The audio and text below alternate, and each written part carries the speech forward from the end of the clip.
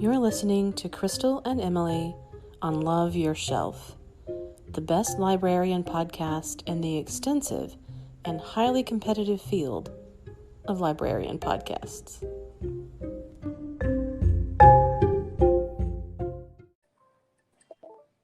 Oh, hello there. Why, hello. You come here often? Every week, just about. Me too. What a coincidence.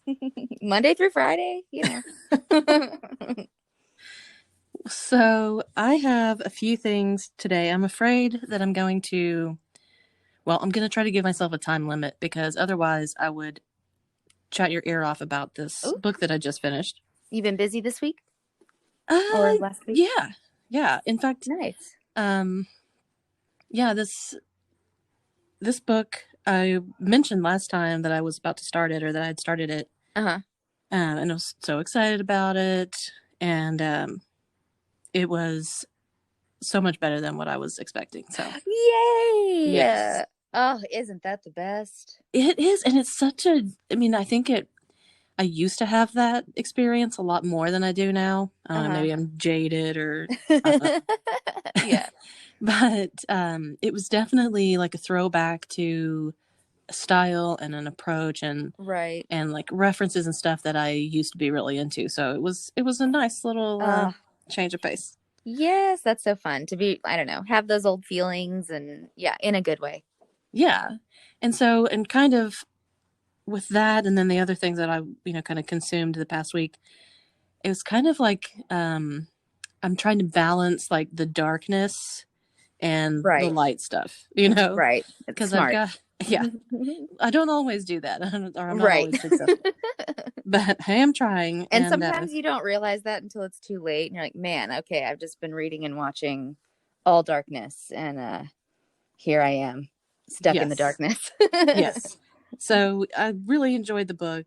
And it was pretty twisty and dark. And then started another one that was real dark. So I put that aside. Yeah. And turned on some stand-up comedy. So we'll talk about all of those things.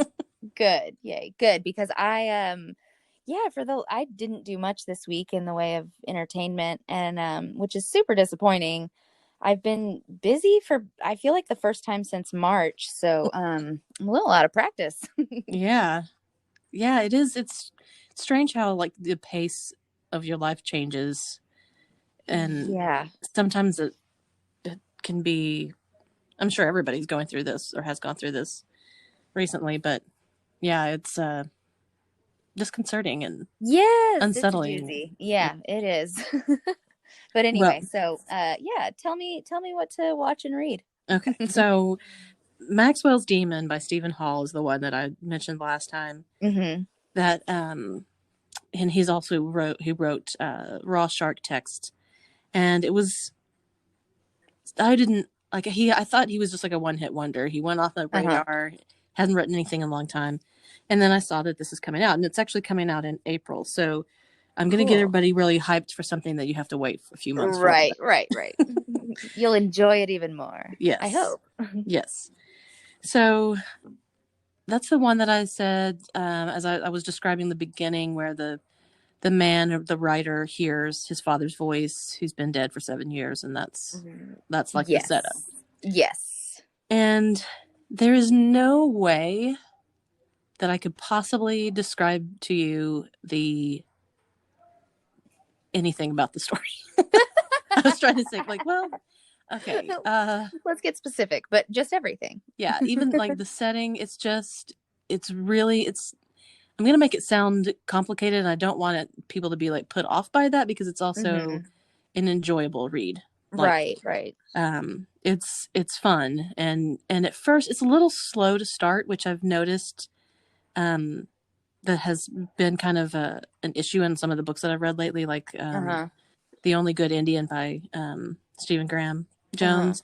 I was like, okay, thought this was going to be horror or thrilling, but that slow build is really, really effective.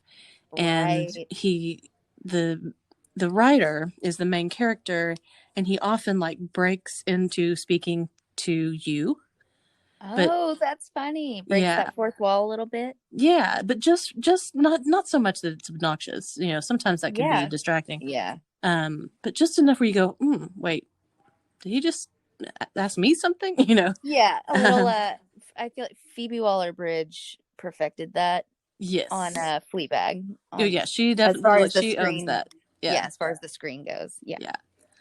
Um, but there's just lots of moments where you you go, wait, what's happening? What's real? What's And then he also talks about how writers, or how authors interact with their audiences. And we were Mhm. talking about last time was about entropy, is what he was Mhm. describing. Mhm.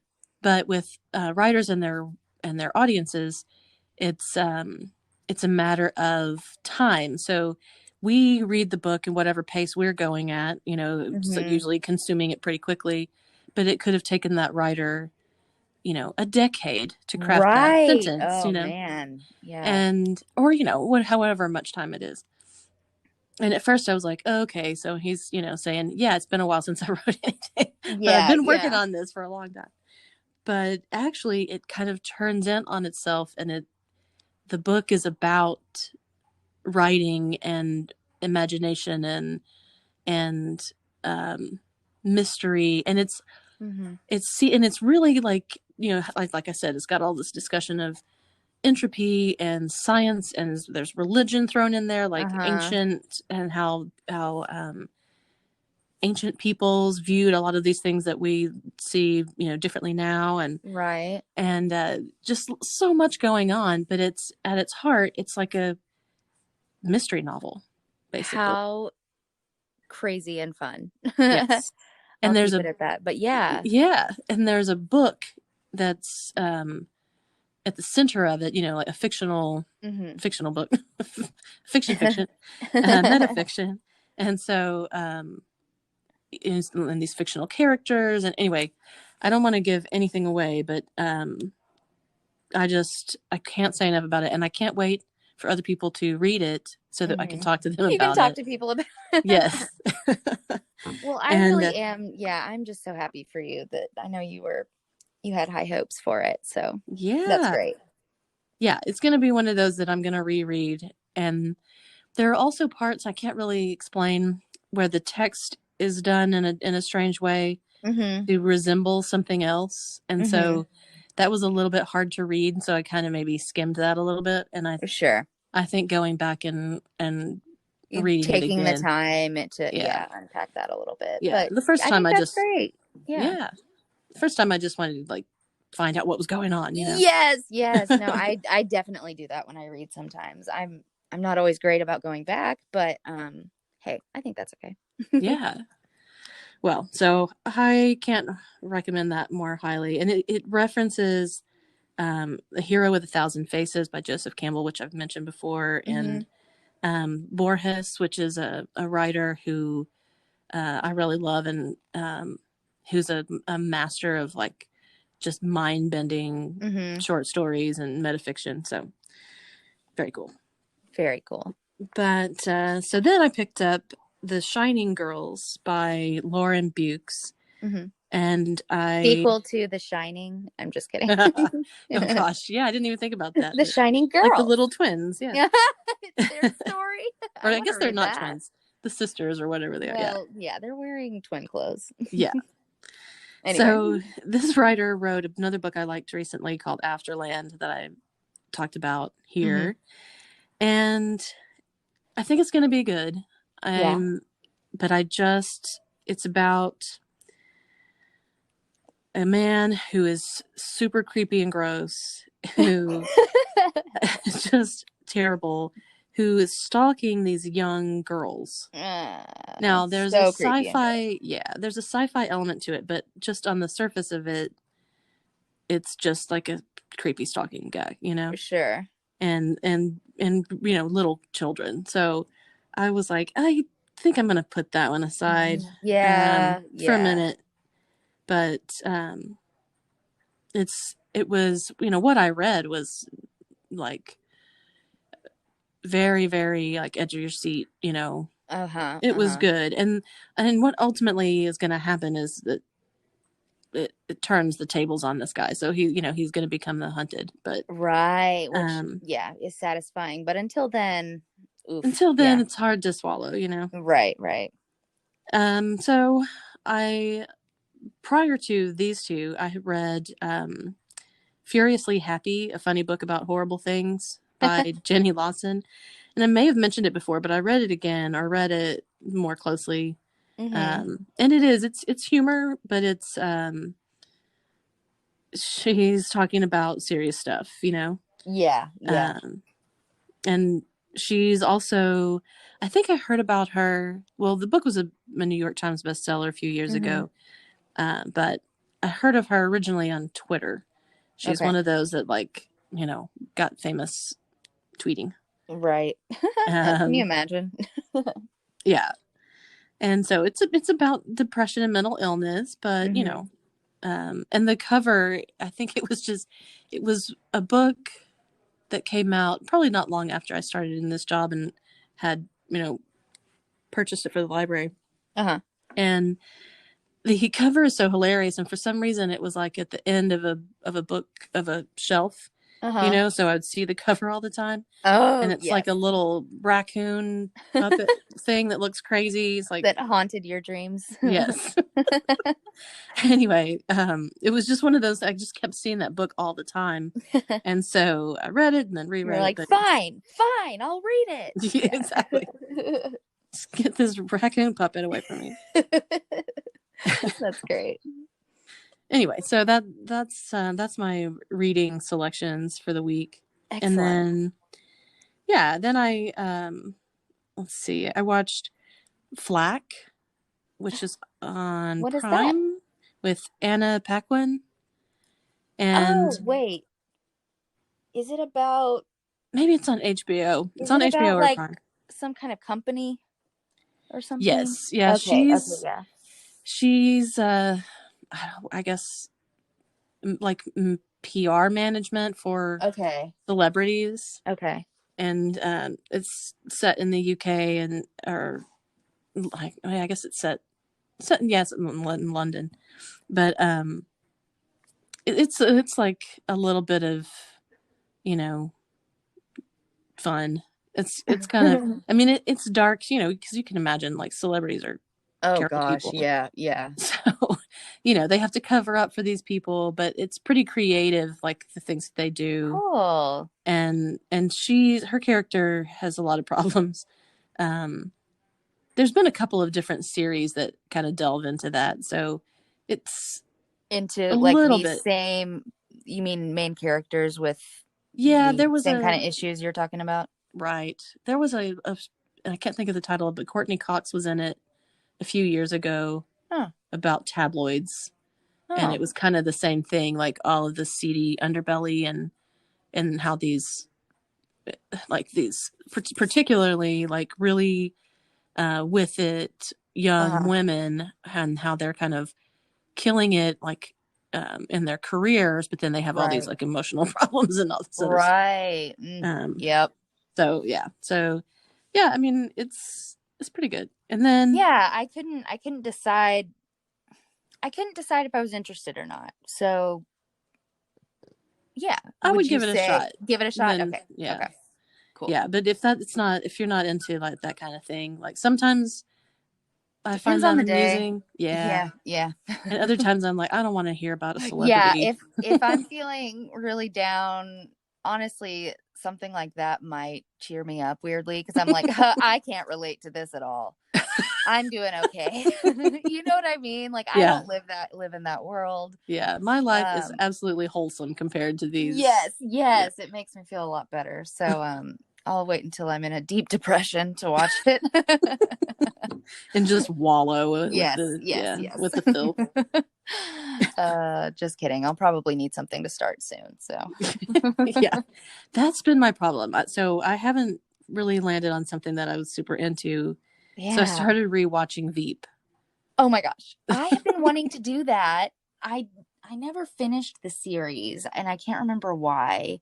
Oh, yeah. It's one of those that um kind of watched one or two and it didn't really grab me, and then I got really into it and watched it, Oh, I love completely. Veep. I think it is, first of all, we should put out a warning. If you have a problem with bad language, Yeah, it's pretty people being raunchy. ugly to each other, don't watch it. Yeah. Yeah, and I guess it's like, the other side of Flack. And so this is Yeah, like, the behind the scenes of the of White House. politics. Yeah, and Yeah. everyone is terrible, at least in this. Yeah, I mean, I don't know what it's really like, but Well, yeah, yeah, what's it's funny about it is definitely. that, yeah, like they sometimes it's hard to even tell like what side of the aisle they're on in that show Yeah. because Oh, everybody's so absolutely. bad. And Absolutely. then, so it doesn't really matter like what your Yeah, personal a lot of politics it are. is, It's yeah, a lot of it is about ulterior motives and how, right. everyone has them in that world. And, um, but I think Julia Louis-Dreyfus is, first of all, oh, adore her. She's one of my Yeah. favorite actors, comedians of all time. It's a perfect role for her. It is, she nails it. She nails it. She's And the so other funny. the other actors as well, they're all so specific Yes. and how they interact with each other. Yes. It's They're very cool. not your typical comedy tropes, you know what I mean? I Yeah, mean, it's no, not all at all. so creative and honestly, I feel like that's a good one to watch if you need to get some anger out. Right, Just like right. the name calling is yeah, again, it's pretty Oh, it's so crass, rampant. but Yeah. so creative Yeah, and that's hilarious. true. Yeah. And I think this go around, I'm really, really into um her body man, the Yes. the guy who Oh my like gosh, what is his name? It's Tony Hale, but Tony Hale. Yeah, I can't think of what his name is in the and I should because she calls his name just all the constantly. time. Yeah. Yeah. Oh, but he's so good. Yeah. Oh yeah. And there was some stuff that like when I'd watched it before, I wasn't watching it closely because it's comedy, you kind of just flipping it Yes. on. Yes, you can do But that. there was some stuff like that he's married, Uh-huh. which is a surprise to everybody. Right. And then like his interactions with his wife and then how he feels about the vice Yes. president, and Yes. it's very clever how you never see the president. Yes. It's all about her and not her side of the, Yes. you I know. love that she asks at least once an episode, did the president call? And the answer is always no. Yeah, it is very, very clever. Man, yeah, I need to go back and watch that one. That's a good one. I also caught this thing called Spycraft. It's on Netflix.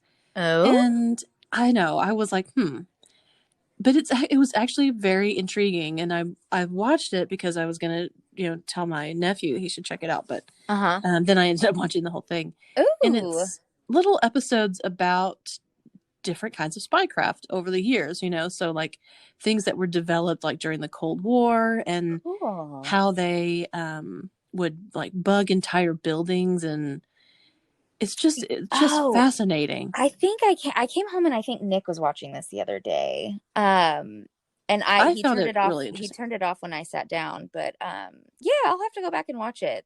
It sounded cool. Yeah, like they went through, I think it was maybe some embassy but in Russia, Uh-huh. and they said, well, we would have to like to get rid of all the bugs, we would just have to like take off the top half of the building, and it was just they were every single place. Oh And my then gosh. so that's when like there's an episode that's on like on bugs and stuff like that, and then there's Uh-huh. um other kinds of technology as it gets more and more, not higher stakes, but the technology changes things so much. And Sure, sure. anyway, Man, then yeah. talks about like particular spies and the people who were involved and what they accomplished or failed at. And Right. anyway, so it wasn't there wasn't that much to it, but it wasn't like a Well, but super I long think series. But yeah, no, but I think that's cool. I mean, we think of spies and we think of I don't know, what's a spy movie? James Bond. yeah, yeah. But I mean it's just such a fantasy and so to us and I think that yeah, it's cool. There are people that are actual spies. And real life can sometimes be just as wild as a Yeah. movie. Yeah. Oh gosh, I bet. Man. Well, so then I was looking for some lightheartedness. Mm-hmm. And so I looked back at The Meltdown with Mm-hmm. Kumail Nanjiani and Jonah Ray. And it was back, I think it was on, oh, I don't know, several years ago. And it's when it was like, out and popular. Now it's Uh-huh. on Netflix or something. And I think Netflix. Is it a reality thing or is it No, it's stand up, but Oh, okay. Oh, okay, it was cool. recorded in like the basement of a comic book store.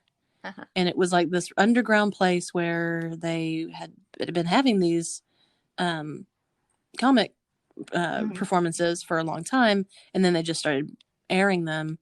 So it's real quirky, and but it's like all of the cool kid comics went on there. Yeah. Oh, I adore Camille Nanjiani. I think he is just really charming and obviously funny. Yeah, and his wife is like the showrunner. Oh, cool. I And then love they their have partnership. Yeah. and then they have like the behind the scenes of all the other comedians in the green room as they're listening to the one who's out, Oh, on the stage. yeah. Oh, And how fun. yeah, it's good. So, but I had seen them all before, so I was, just kind of skimming through like the best ones. Uh-huh.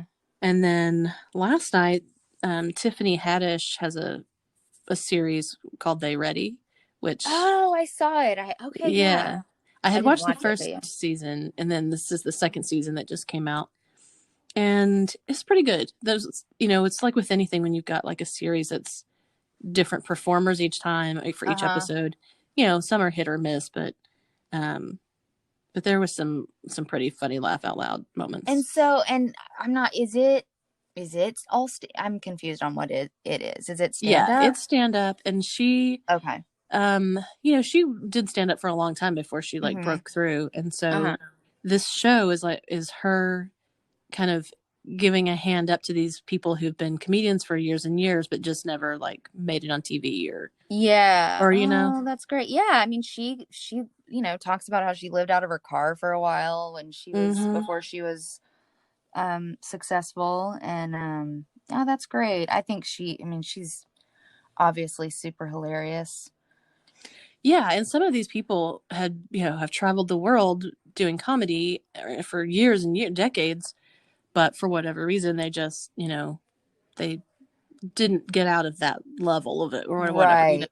So they've had Right. success, and like one guy was even, like Dave Chappelle's mentor, but Mm-hmm. just didn't break out. So I will say that it made me a little, I don't know, it gave me a bit of a pause Mm-hmm. because it feels like a tiny bit like she's kind of, I don't know, kind of not looking down on them, but like, Mm. here, I have all this success, so I'm going to give Yeah. you a little taste. Yeah. I don't know. Because she I'm, is I mean, she's cocky. That's yeah. kind of her attitude. My sister was saying she saw her on a talk show recently, and the other guest was the guy who's the Bachelor, on The Bachelor, and she was asking him like, well, did you walk away with a girlfriend or whatever? And he was like, well, you'll just have to wait and find out. And she was like, well, come find me, if it doesn't work out. And he kind of said some, I don't know, but basically she was like, I promise I make more money than her. And Yeah. I Yeah. thought So that, she but yeah, does. yeah, It, I could see that kind of coming off as, or just that attitude coming off as a little, yeah, I get what you're saying. yeah. But anyway, but ultimately, they all seemed like they appreciated it. That's what I kept waiting for them to be like, okay, you're not giving us a handout. We've been Right. doing this for a long time. Right. Right. Well, that's But good then. yeah. That's good. And then I saw the SNL this week Oh was with yeah, Dan I watched Levy. SNL too. I forgot. Yeah. Yeah, which I love Dan Levy. It I wasn't do it wasn't the too. best episode, but Hmm. He was great. I felt like he was great in yeah, everything he did. But I agree. I mean, it wasn't a bad episode, but it was, yeah, it was a decent episode. I'll say that. yeah. The skit on Zillow was Oh my pretty gosh. hilarious. I was like, what are they about to say? And then I was like, oh, okay. Yep. Yeah. It was so surprising. Yeah. That was hilarious because I love Zillow. I absolutely love it. Yeah. Yeah. No, I was like, okay, this is one of those things where you have to say, well, I feel seen because Yep. I have found myself doing Yep. this. Absolutely. And I would never have admitted that probably to anybody, but Nope. Yep. where you But just like, you're not alone. yeah. So if you don't know, I guess Zillow is, where you can go and look at house listings, property listings. And, so that's like what these 30 somethings do in this skit. So yeah, anyway. Talk about their love of Zillow. Oh yeah, of Zillow. And looking at other people's houses. Yeah. That you'll never be able to afford. Yeah. I liked it. Somebody said something about, I don't want to move to North Carolina, but if I did, I could, live in a mansion or something. Yeah. And then the last thing, because I am giving myself a time limit, is I watched the movie Bliss. Oh, okay. What's that? With Owen Wilson and Salma Hayek. Oh. And it just came out like, I don't know, very, very, very recently. Never heard of it. And what a pair. I would never. It is. It's put very them odd together. couple. Exactly. And the director is one who he wrote and directed a movie called Another Earth several years ago. I watched that. Yeah. Which I thought was really good. With the actress who was, who's also done a lot of other really cool stuff, Brett Marling. But, I don't know. Bliss, I would say, go into it maybe with just, it wasn't Bliss, no, but it was interesting. Okay. Let me say, okay. So it's basically this like sad sack guy who hates his job and like everything goes wrong in this one day, just really, really bad wrong. Mm-hmm. And then he falls in with the Salma Hayek character. She kind of rescues him a little bit. Okay. And then it gets into some like fantasy stuff. Like they can telekinetically move things or she teaches him how to do this, and and it's another one of those where you don't really want to give too much of it away because there is a twist. Yeah, there's a twist. Yeah. So, as like a diverting, hour and 45 minutes. Yeah. Is pretty good. Yeah, I'm interested. Yeah. I wouldn't say it didn't live up to my expectations. I'll say that because it wasn't, because I did really respect that guy. Yeah. And I don't think it was at that level, but it was definitely more mainstream. Okay. Than Another Earth, which was pretty indie, Definitely. Well, maybe if I go into it, having listened to what you've said, then maybe I'll be blown away. It could be. And, I'll have mediocre, expectations. Yeah. Yeah. No, I think, I don't know. I saw that also had mixed reviews just because after I saw it, I try not to look at reviews beforehand, but I looked afterwards just because I was curious. And some people thought it was great, and there were others who were pretty let down. So okay. Well, yeah, I'm intrigued. Yeah, definitely mind bending, and definitely in that film, it's like literally light and dark shift between like these two different realities. Okay. So that ties up our light and dark episode, I guess. Yes. Oh, I think we have a title and a theme.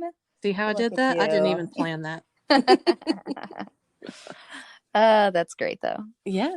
So we will be back here again come Friday. Yeah, in a few days. Yeah. So I think so I guess instead of have a great weekend, have a great rest of your week, guys. Yes. We're a little bit late this week, so we're not mentioning that really. Yeah, no. Have a good week. Yes. All right. Bye. We'll see you next Crystal, you know when you desperately need a teddy bear-shaped cake pan to bake a teddy bear-shaped cake? Emily, don't I ever know that feeling? And then I just end up making a plain old boring round cake. It's the worst. Ugh. Or when you need to sew a dress for the party that requires a teddy bear-shaped cake, but you don't have a sewing machine or a pattern, and you don't know how to sew. Ugh, I hate when that happens. And of course, we all know what it's like when your bike chain breaks while you're riding your bike to that party. Well, when all three of those scenarios happen to me, I visit the Library of Things here at the public library. Our collection now includes non-traditional library items such as cake pans in every shape imaginable, a sewing machine, and a bike repair kit. And we've recently added hotspots and webcams. And more new things are added all the time. And we even take suggestions if we don't have something that you want. So head on over to your Nacogdoches Public Library for all your not-so-common needs. Even if you don't need to bake a cake, sew a dress, or fix a bike.